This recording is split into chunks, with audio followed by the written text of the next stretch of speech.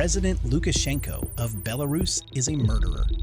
These are the words of Ukraine's president, Vladimir Zelensky, as he revealed shocking information during a podcast with American podcaster Lex Fridman. It started with Zelensky revealing that in the days following Russia's full-scale invasion of Ukraine, the Belarusian dictator, Alexander Lukashenko, called him on the phone and apologized for aiding Russia and for his country's involvement in the war. This confession is big news because Belarus has stood as Russia's key ally since the war began. And this shocking turn of events means they have stabbed Putin in the back and switched sides. Days after the first days of the war, I spoke with Lukashenko on the phone, and he apologized, and he said that it was not me. Missiles were launched from my territory, and Putin was the one launching them. These are his words. I have witnesses, and I apologize, he said. But believe me, that's what he told me. Volodya, this is not me. I'm not in charge, he told me. I'm not in charge. These are just missiles. This is Putin. I told him, don't do that. This was done without me. Zelensky then proceeded to go in hard on Lukashenko, calling him a murderer for even allowing Russia to launch missiles at Ukraine from Belarusian territory. A bit of a twist came when the Ukrainian president said that Lukashenko was feeling so guilty and looking to reconnect that he suggested that Ukraine should retaliate by bombing the Mozyr oil refinery. This oil refinery, located in the Gomel region, is one of Belarus's largest. It processes primarily Russian crude oil. It holds significant importance, and if indeed President Lukashenko offered it up, it shows just how desperate he is.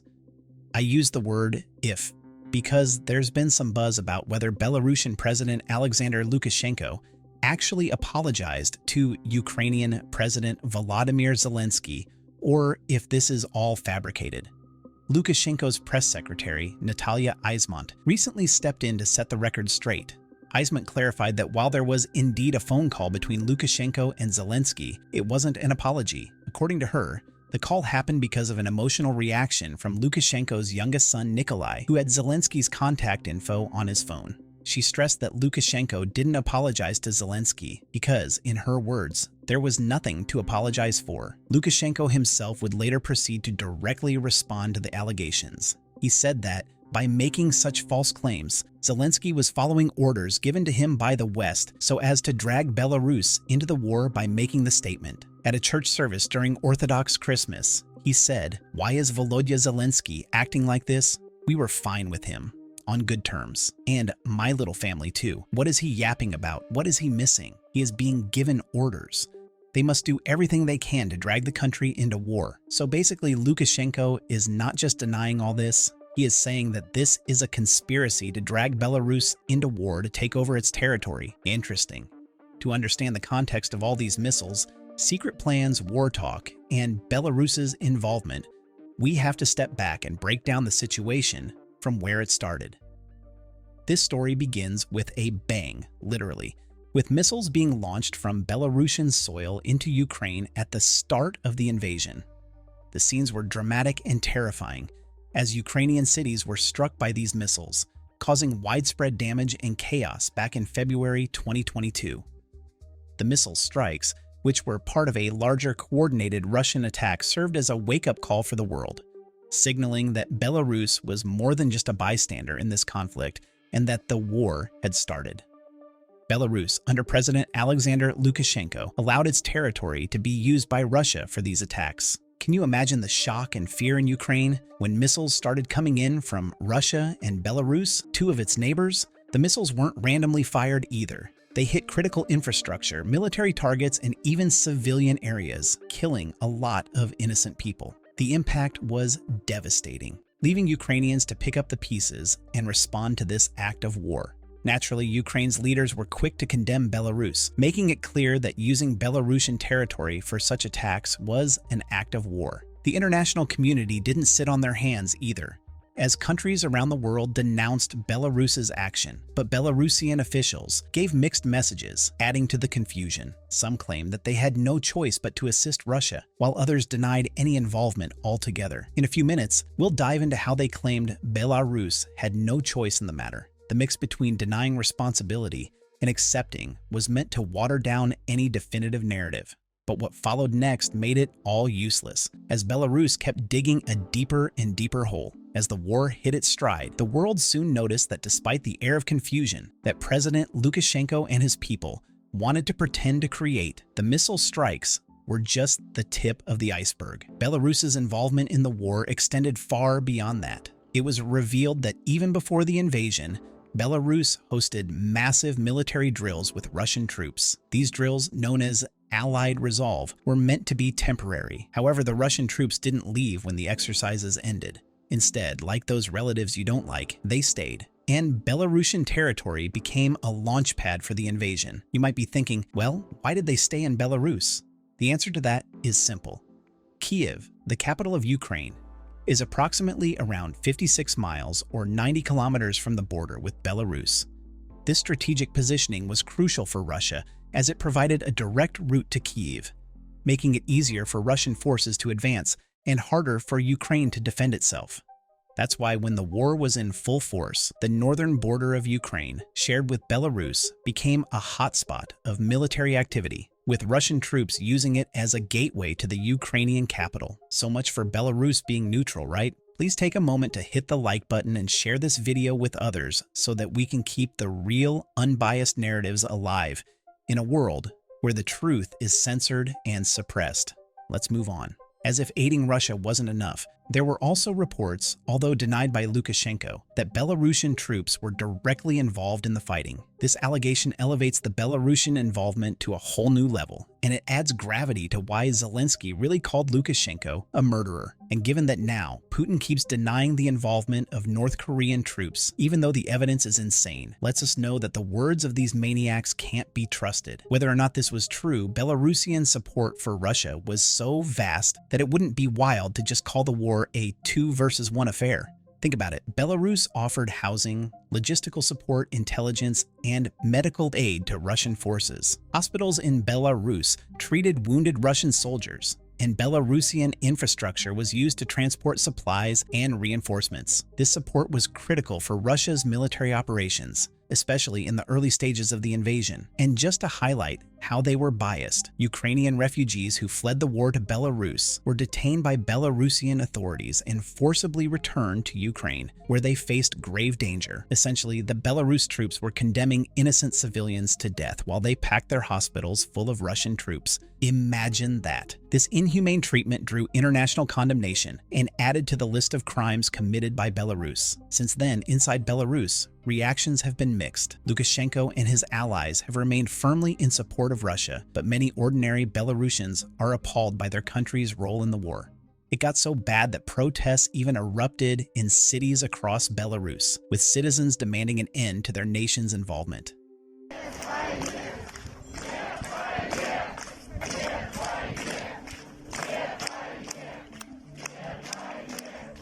As you can imagine from a man called Europe's last dictator, Lukashenko responded with harsh crackdowns, opting to use the whip to put people in their place, the same way he had done back in 2020. Don't worry, we'll cover that part in just a few minutes. After doing all this, there have been crazy consequences, as Belarus has found itself increasingly isolated on the international stage with no friends to aid it except Russia, Poland, Lithuania, and Latvia, all of which share borders with Belarus, were particularly vocal in their criticism and disgust of Lukashenko. They increased their military readiness and bolstered defenses, fearing that the conflict could spill over into their territories. The European Union and the United States also reacted by imposing severe sanctions targeting Belarusian officials, businesses, and the economy. These measures aim to pressure Belarus into withdrawing its support for Russia and ending its involvement in the conflict, and they have been working from day one. Belarus's economy shrank by about 8.7% in 2022, a steep drop that's caused a lot of pain. Just so you understand why, the previous year their economy had only grown by 2.3%. So that's years of growth undone. Just like that.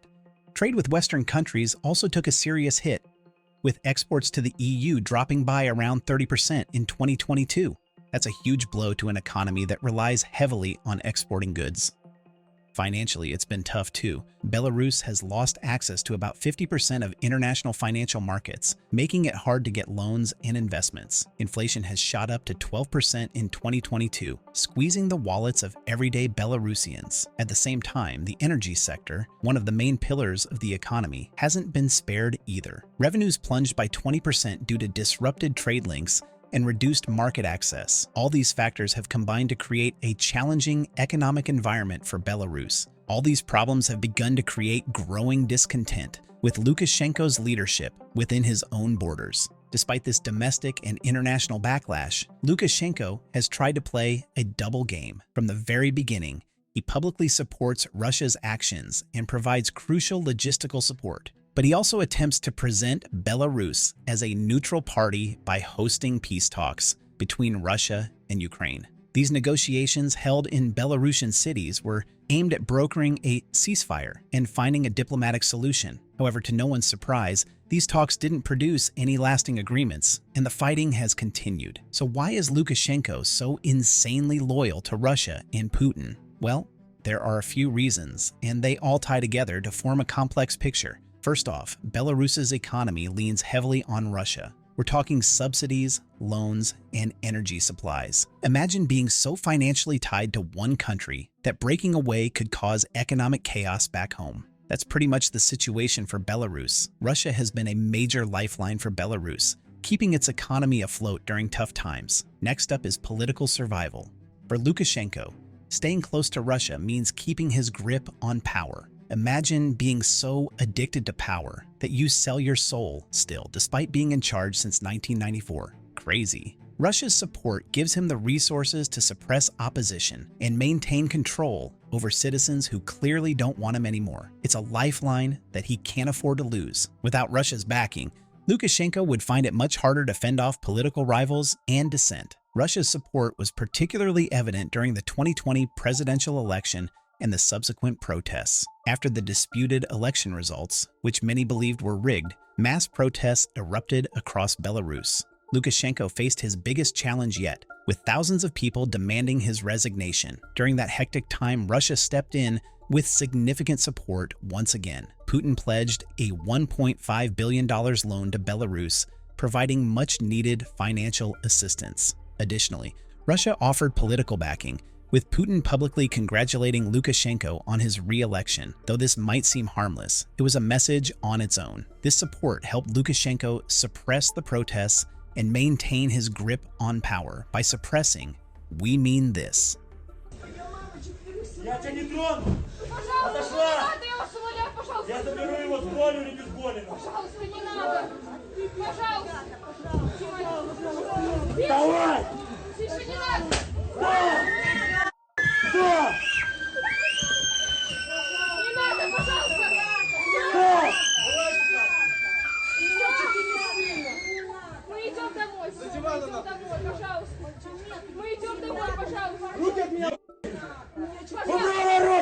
Пожалуйста, мы идем домой.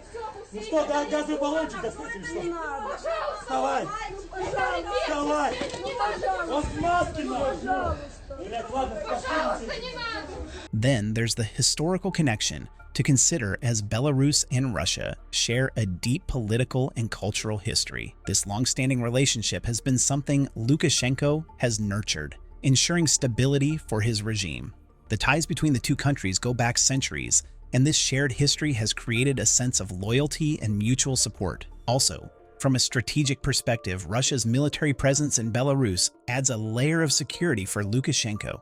It acts as a buffer against potential threats from neighboring countries and internal unrest, as war with him is war with Russia. Knowing he has this backup gives him a sense of protection that allows him to do as he pleases. In a way, it's like having a big brother looking out for you, if your big brother is a bullying dictator. Lastly, the personal bond between Lukashenko and Putin cannot be ignored. Their strong relationship has been mutually beneficial and this personal rapport is a key element in their alliance. Putin and Lukashenko have developed a close working relationship over the years, which has helped to cement the ties between their countries. All these factors make it nearly impossible for Lukashenko to distance himself from Russia, despite the heavy toll of international sanctions and external pressure. His loyalty to Russia is not just a matter of choice, but also of necessity, driven by economic, political, historical, strategic, and personal considerations. This relationship is not just one-sided either. Russia also benefits a lot from its relationship with Belarus. Let's dive into that for a second. First and foremost, there's the strategic military advantage that Russia benefits from. Belarus gives Russia a crucial foothold on NATO's eastern border, which is a big deal. By having access to Belarusian territory, Russia can project its military power more effectively in the region. During the conflict with Ukraine, this has been particularly beneficial, as we have been discussing. Belarus has served as a staging ground for Russian military operations, allowing Russia to launch attacks and move troops more efficiently, and to better coordinate and execute its military operations. This kind of logistical support is invaluable in this war, where Ukraine seems to have the upper hand now. From a military perspective, having a strong presence in Belarus provides Russia with additional security. Belarus's military infrastructure and territory have been used by Russian forces during the war, and in fact, Russia currently maintains 2 military bases in Belarus and is preparing to station tactical nuclear weapons in the country. This significantly boosts Russia's military capabilities and diversifies its power. Politically, the alliance with Belarus helps Russia maintain its influence in Eastern Europe. By supporting Lukashenko, Russia ensures that Belarus remains a friendly government. This political leverage is crucial for Russia's geopolitical strategy. A friendly Belarus acts as a buffer against Western influence and helps Russia extend its reach in the region. This was evident during the 2020 Belarusian presidential election that we just spoke about, when Russia's support helped Lukashenko weather the storm of mass protests and maintain his grip on power. More than likely, in the coming elections on January 26th, Putin will find a way to be involved somehow. It is crucial for Putin's strategy that Belarus always have a Russian-leaning government, the same way he wanted it in Ukraine. Moving to the heart of the nation, economically, Belarus is like a trusty sidekick. The two countries have closely intertwined economies, with Belarus relying heavily on Russian help. In return, Russia benefits from the stability of having a loyal economic partner. For example, Belarus's purchase of Russian oil and gas at favorable prices not only supports the Belarusian economy, but also ensures a steady market for Russian energy exports. This mutual economic support helps both countries maintain financial stability. The trade relationship is so strong that in 2021, the trade turnover between Russia and Belarus amounted to $40.1 billion, with Belarusian exports to Russia totaling $16.4 billion and imports from Russia reaching $23.7 billion. It's gotten even worse now.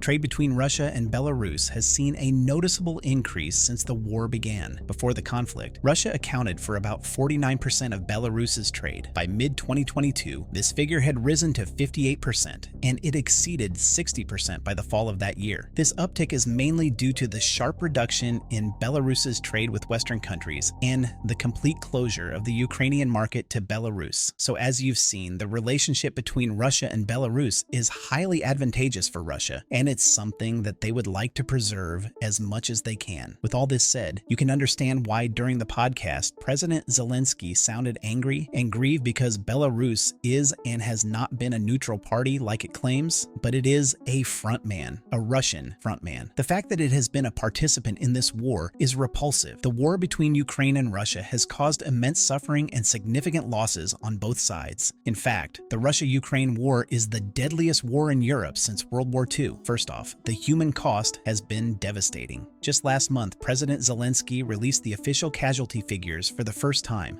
revealing that since the start of the war nearly 3 years ago, Ukraine has lost 43,000 soldiers and that 370,000 more were wounded, as if that's not enough. This war has also taken a heavy toll on civilians, with thousands of lives lost and millions of people displaced. As the conflict drags on, the situation for civilians has become increasingly dire. People are facing shortages of food, water, and medical supplies. The infrastructure that supports daily life, like water treatment plants and power grids, has been severely damaged, making it hard for people to access basic necessities. Hospitals are overwhelmed with the injured, and healthcare workers are stretched thin. Many children have been left orphaned, and the psychological trauma of the conflict is leaving deep scars on the population. It's difficult to imagine the despair and hopelessness that many people are feeling. The stories of families struggling to find clean water, food, and medical care are heart-wrenching. The international community has been trying to provide aid, but the scale of the crisis is overwhelming. The war has not spared Russia either, as the superpower nation has faced significant losses and struggles. Russia has suffered 814,150 casualties, with an average of 1,570 soldiers lost daily in December 2024 alone. These figures are wild to imagine, and it's crazy that if nothing changes, soon Russia will have suffered 1 million casualties. Though the Russian leadership might just look at these as regular numbers on a sheet of paper, families in Russia are mourning the loss of their loved ones, just as families in Ukraine are. The human toll on both sides is huge, and it's a tragedy that so many lives have been lost to a war that was never supposed to have started in the first place. When it comes to equipment losses, the destruction has been massive. Ukraine has seen many of its tanks, armored vehicles, and artillery pieces destroyed. Exact numbers are tough to pin down, but the losses are substantial. On the Russian side, over 14,950 pieces of equipment have been destroyed, including 3,690 tanks and 8,651 armored combat vehicles. These losses are so bad that many experts predict that Russia will soon run out of tanks, as it is losing tanks faster than it can make them. The crazy amount of equipment lost shows the fierce nature of the fighting and the heavy toll on military resources. The destruction of military equipment not only weakens the fighting capabilities of both sides, but also represents a major economic loss. Replacing this equipment will be costly and time-consuming, further straining the resources of both countries at a time when they both are operating on fumes. But I guess we have to start with ending the war first. The structural damage in Ukraine is also wild. Cities like Mariupol, Kharkiv, and Kyiv have been bombarded, with residential buildings, hospitals, schools, and other critical infrastructure heavily damaged. The cost of rebuilding these cities will run into billions of dollars. The destruction has left many homeless and without access to essential services, further worsening the already nightmarish humanitarian crisis. The rubble of once thriving communities stands as a solid reminder of the war's crazy devastation. Reconstructing these areas will require an enormous amount of resources and international support, and it will take years, if not decades, to fully restore these areas. The international community will need to step up and provide significant financial and logistical support to help Ukraine rebuild. In Russia, the structural damage has been less severe, given that they were the invading party, but that doesn't mean they haven't been affected. The war has impacted military installations and some border areas ever since Ukraine started pushing back and bringing the fight to them. The focus on military spending has diverted resources from other critical areas, leading to long-term domestic challenges within the nation. The increased military spending has put a strain on public finances, leading to cuts in other areas like healthcare, education, and social services. This has made life more difficult for ordinary Russians, who are feeling the effects of the economic strain in their daily lives, as basic commodities double in price. Economically, Ukraine has been hit hard as well. The war has crippled its economy, leading to a sharp decline in GDP and massive unemployment. The agricultural sector, which is vital for Ukraine, has been particularly affected. First off, there's been a big drop in agricultural production. Many farmers have had to cut back or completely stop their activities because of the ongoing conflict. In some of the hardest hit areas, over a quarter of the farmers have reduced their production. It's even worse on the front lines, where the land is often too dangerous to farm. Imagine trying to grow crops while worrying about unexploded landmines hidden in your fields. Crazy, right? About 12% of farmers are dealing with this scary reality, and in frontline areas, that number jumps to over 21%. This makes farming not only difficult, but also incredibly dangerous. Exports have been another major issue. Ukraine has always been a big player in the global agricultural market, but the war has thrown a wrench into that. The blockade of sea trade routes by Russia has made it tough to get products out of the country. Initiatives like the Black Sea Grain Initiative have helped to some extent, but grain exports have still dropped by about 13%. This decline hurts not just Ukraine, but also countries around the world that rely on Ukrainian grain, as Ukraine is a major exporter of wheat, corn, and other agricultural products. Then, there are the rising costs. The war has driven up the prices of everything needed for farming. Seeds, fertilizers, and other inputs have become much more expensive, squeezing the budgets of small-scale producers. These higher costs are making it hard for farmers to keep their operations running. The economic losses that have resulted from all this are staggering. Overall, the losses for Ukrainian agriculture are estimated to be around $40.2 billion, with direct losses at $8.7 billion. This includes damage to infrastructure, lost crops, and the increased costs of production. It's a huge hit to Ukraine's economy and a massive challenge for those trying to make a living off the land. Beyond the economic impact, the war has had a terrible effect on the lives of rural families. Many have lost their homes and their means of earning a living. These families are struggling to survive, and it's a daily battle to find enough food and keep a roof over their heads. Russia's economy hasn't been spared either. It's been shaken up in several ways. First off, there are the sanctions. Right after the invasion, many countries, including the US and EU, slapped tough sanctions on Russia. These sanctions targeted Russia's central bank, major banks, and key sectors like energy and defense. This made it hard for Russia to access international markets and financial systems. Imagine trying to run an economy when a big chunk of the world has cut you off. It's not easy. The sanctions have not stopped either, as Russia is constantly being slapped with newer sanction packages. Despite these sanctions, Russia's energy exports, especially oil and gas, have been a bit of a lifeline. Global energy prices shot up, and Russia managed to find new buyers, especially in Asia. Particularly with China, this brought in some much-needed revenue. But even though this helped, it wasn't enough to make up for all the losses caused by the sanctions. So while energy exports kept some money flowing in, it didn't solve all of Russia's economic problems. That's why it's expected that this year, the Russian economy is likely to collapse to its knees as its temporary measures run out of steam. Its overall economy took a hit and shrank by about 2.2% in 2022. The International Monetary Fund says there might be some modest growth in the next few years, but it's still far from what things were like before the war. It's a bit like taking a huge step back and then trying to crawl forward again. Slow and tough. As the war intensifies, likely, there won't even be growth, but a step back as the Russian government keeps funding its military as a result of the losses it's suffering against Ukraine. Russia has increased its defense budget significantly, putting a lot of pressure on the country's finances. This creates economic imbalances. The government is trying to cover this by using energy revenues and reserves, but it's not a sustainable plan in the long run. You can't keep spending more than you have without it catching up to you eventually. Inflation has been another big issue. The war and the sanctions have driven up prices, leading to high inflation that's sitting at 9.5%. The Russian government has had to keep interest rates high to try and control this, but it's like a tricky balancing act. The current interest rates sit at 21%, but if they keep rates too high, it can slow down the economy even more. But if you don't, inflation can get out of hand. Putin himself has admitted that the inflation and interest rates keep him up at night as he struggles to keep his economy afloat. The labor market in Russia has been strained too. Many young people have left the country, and military conscription has taken more people out of the workforce.